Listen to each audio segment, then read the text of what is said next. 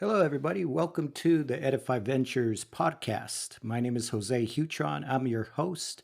Today, I'm excited to talk to you about the faculty of powerful thinking. In this episode, we'll explore the fascinating and revelatory connection between our thoughts and the world we experience. We have the ability to determine our trajectory and ultimately our destiny.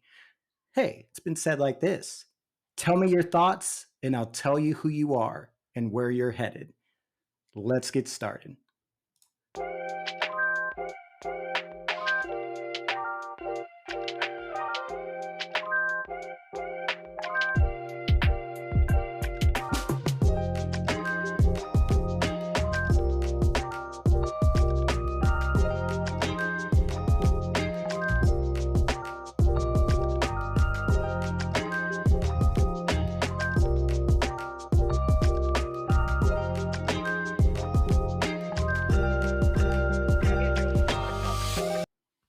Did you know that your thoughts matter?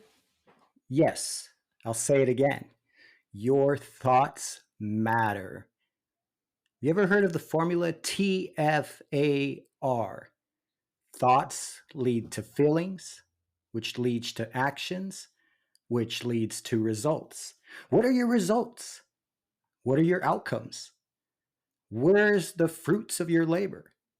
Your thoughts matter because they change how your brain and body function. At least that's the perspective from our folks over at Psychology Today. But nonetheless, our mind is a garden. It's a garden.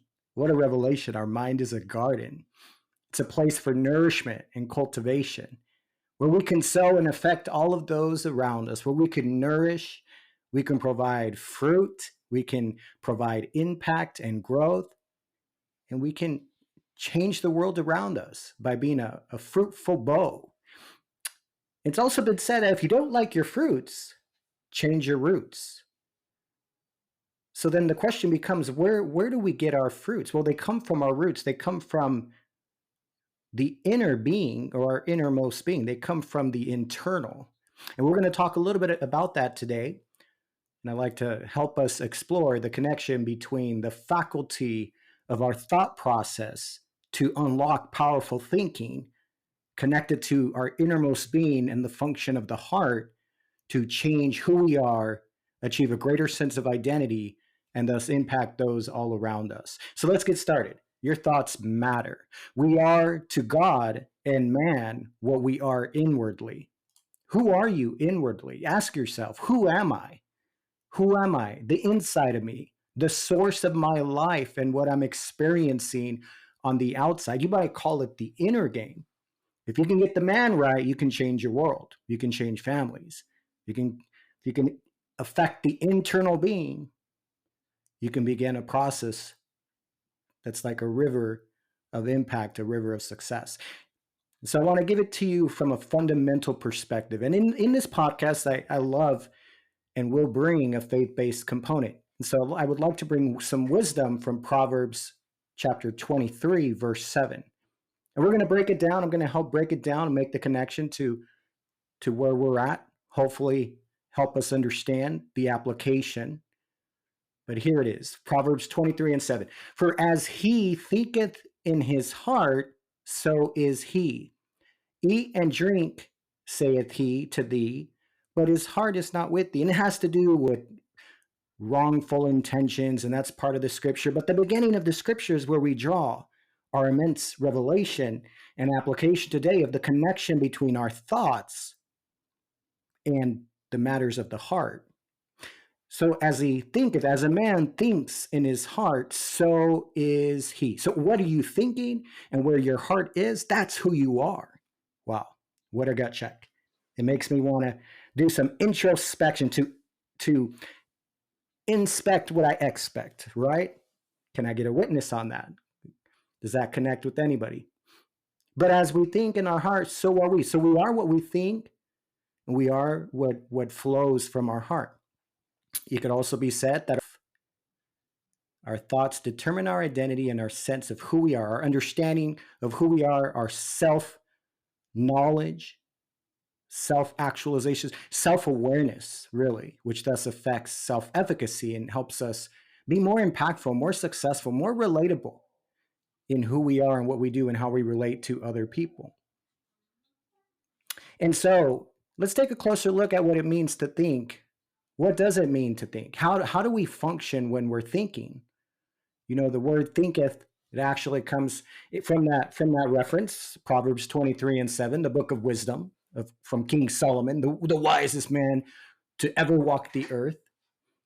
For as a man thinketh in his heart, so is he. Well, the word thinketh comes from the word sha'ar, which means to split open, to reason out, to calculate, to reckon, to estimate. Wow.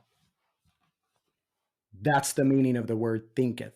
Yes, I mean, what are you thinking? What's in your mental faculty? What's in your mind? But when you study the origins of the word, it means to split open, to unlock potential, to split open, to put in the balance. It means to reason out, to calculate, to reckon, to make decisions, to make estimates of value. Where are you placing your value is a reflection of your thoughts. Your thoughts communicate where you're placing your value. If you're placing your value on negativity, that's going to show your calculations, your reckoning. And so the word sha'ar, as we think it, the word thinketh, has reference to the meaning of inward reckoning or inward calculations. It can be described as thoughts of the soul.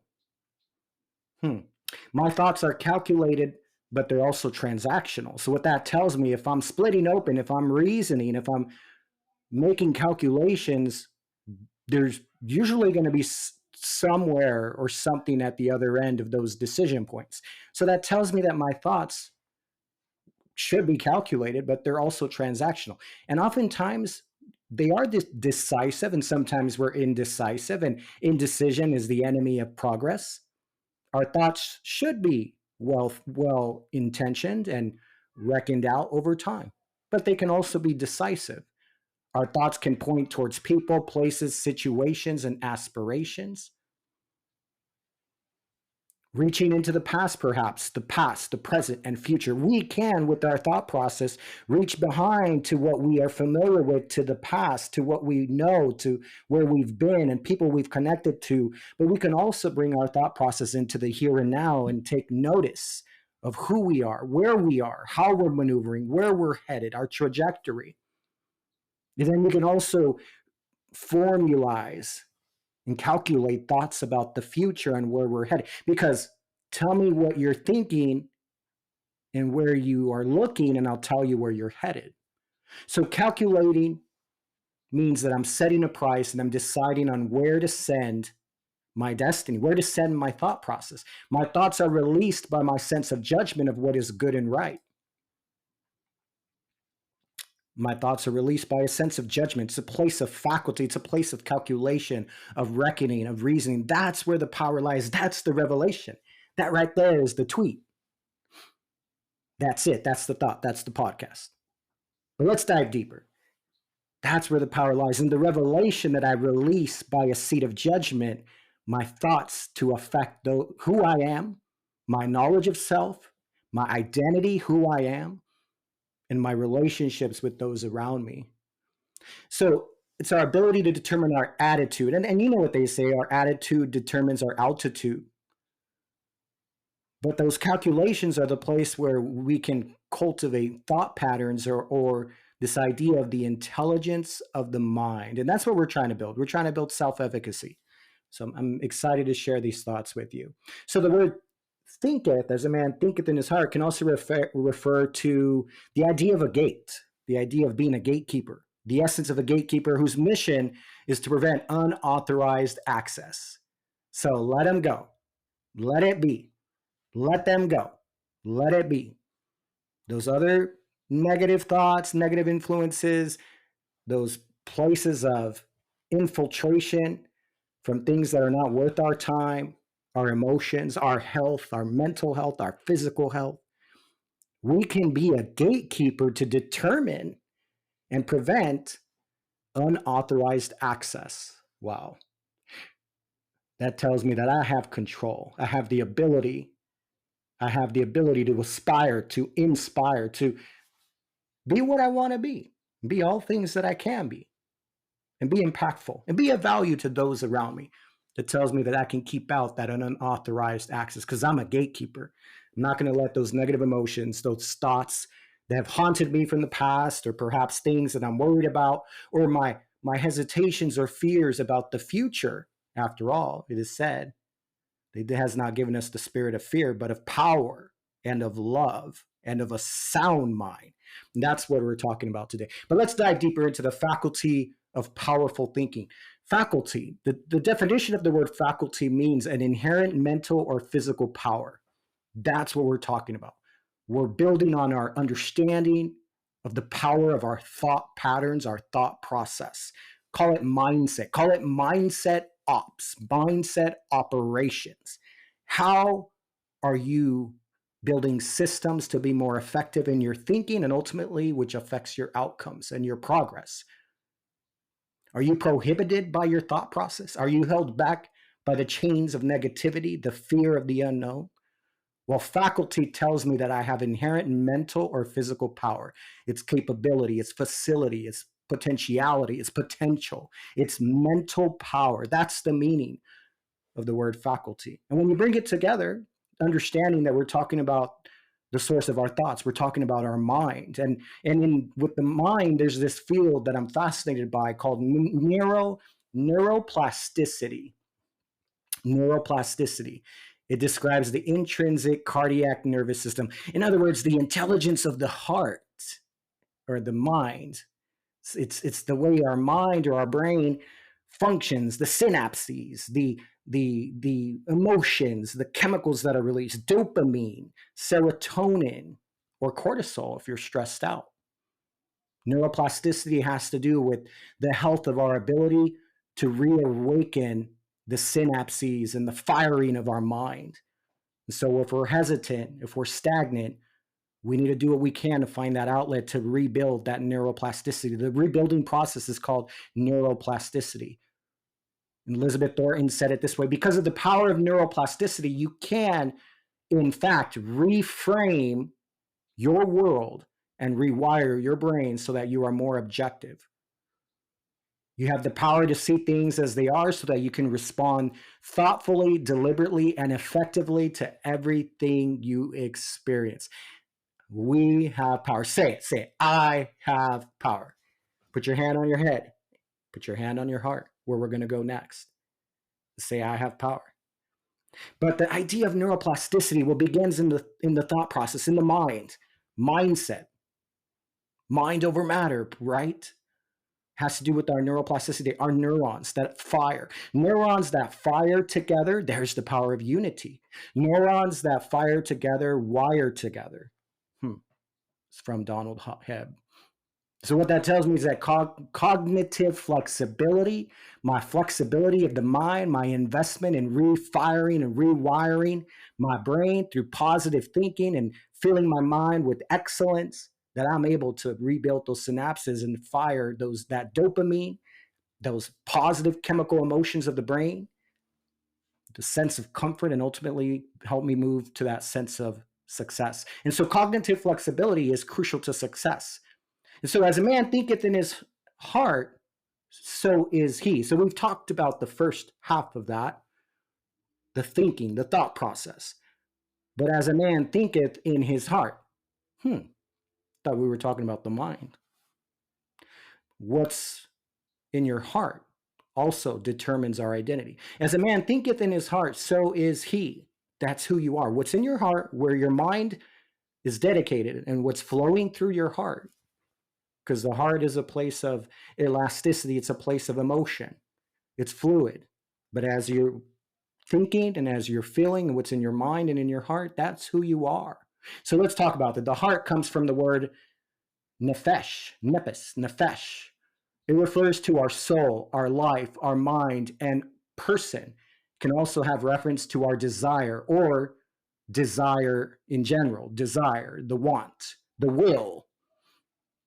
Nefesh is in references and has meaning to our appetite. It has to do with breath. and how we breathe. It's our inner being or our place of life. It's our will. The heart is the seat of emotions and passions. It's the seat of decision. The heart is a deep place. Who can tame it? Who can know it? It is a deep well. It's a deep, deep well from which floweth the issues of life. Everything flows from the heart, but it's also a seat of decision. The heart is the place. It is a throne or a seat of decision. It's a place of governance, to who we give power to and to who we allow to reside and create occupation. The heart is a place that we must check. We must check ourselves. We must check our heart to understand what's in there and allow proper things to flow. Our heart is capable of intelligence. Our heart has an intrinsic cardiac nervous system containing a complex network of neurons, neurotransmitters, proteins. They say, scientists say, doctors, the health field says that the heart's brain supports cells similar to those found in our actual human brain, to the brain proper. Tells us that the heart's elaborate circuitry enables it to act independently of the cranial brain. It's a place where we can learn, remember, and even feel and sense. It is the seat of emotions and passions. It is our innermost sensation to who we are, the world around us, other people, where we're headed, and ultimately our destiny. The heart is a place of governance. Oh, help me to keep my heart in check. With failure, with offense, comes walls that try to construct themselves over that seat of government. But I will not be brought under the power of any. We will not be brought under the power of negative influences, negative aspects, narcissism, pessimism, any of those negative vices, perhaps, because our heart is a place of governance. Our heart is a place of decision. Our heart is capable of intelligence. You can look at yourself and say, I have an intelligent heart. I will thrive, I will succeed, and I will be what I am striving to be. It's going to have relevance to the world of sports, business, being an entrepreneur, being a founder, leading other people. We can tap into the power of an intelligent heart. I'm talking about the faculty of powerful thinking and the connection between the mind and the heart. So where are you headed? What are you cultivating? What's your thought process? Are you achieving the levels of success that you're wanting to achieve? And in what manner? Tell me about you. Tell me about yourself. Tell me about how you're functioning. What's new? What's on your mind? What's keeping you up at night? What are you stressed about? Did you know that in this moment you can release anything that has created space in your mind or in your heart? Any of those things that have occupied, you can take back control. And like a refreshing wind, start from a place of fresh and a place of new. Now, I'm not blowing smoke. This is the reality of how we were fearfully and wonderfully made. Our heart, our mind, our places of occupation and places of decision that can affect who we are and take us to new levels. So tell me what you're thinking, tell me what's on your mind, and I'll tell you who you are and where you're headed. And so I'll conclude with this. In Proverbs 4:23, it says, keep your heart with all diligence. Do whatever you have to do. Be diligent, be decisive, but keep your heart. Here's the challenge, and here's why we need to do that. Because out of the heart flows, for out of the heart are the issues of life, the streams of possibility, of success, of relational success, of impact, of achievement. The issues of life, that's what we're doing. We're all trying to live our best life. Well, tell me what you're thinking and where your heart and mind are, and I'll tell you where you're flowing and the rhythms of where you're headed. I'll tell you about your currents. I'll tell you whether or not you're being reactive or proactive or being decisive or being transformational. We can talk about currents and we can talk about the flow. For out of the heart flows the issues of life. Everything stems from the heart. The heart and mind are connected. And that what that tells me is I have capacity to determine my altitude and to determine my outcomes and who I am. It tells me I have control. I have faculty. I have the ability to calculate. I have the ability to make decisive decisions to affect all of those around me. And here, I want to leave you with this final thought. Don't copy the behavior and customs of everyone else. We can call it the world. We call it the world. Some will say that you need to be different.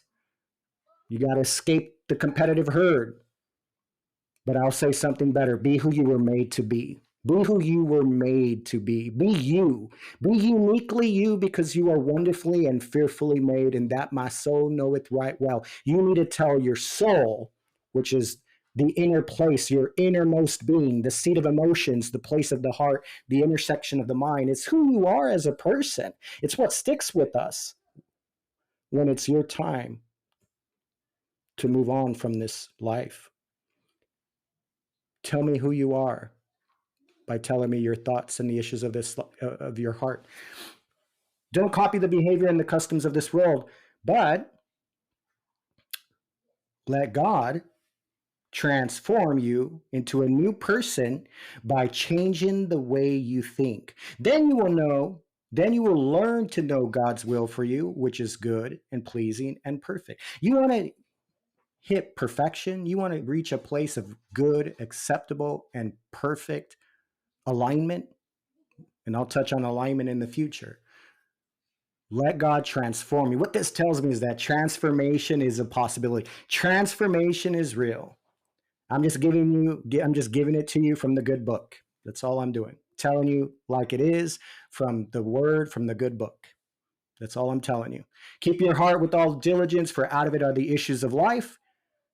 Don't copy the behavior and the customs of this world. Be you. Be who you were made to be. And let God transform you into a new person by changing the way you think. Then you will learn to know God's will. I want to operate in that place of perfect alignment, divine symmetry, that place of structure and peace. Can I get a witness on that? All right. Well, as a man thinketh in his heart, so is he. That's the faculty of powerful thinking. I invite you to check out Edify Ventures. Follow me on Instagram. Check out my link tree. I'm happy to work with you to help you determine those thought patterns for success. If I can help, hit me up. I thank you for your support. Thank you for listening to my podcast. You have the ability to determine your destiny. Your thoughts matter. Thank you for joining the Edify Ventures podcast. I'm your host, Jose Hutron.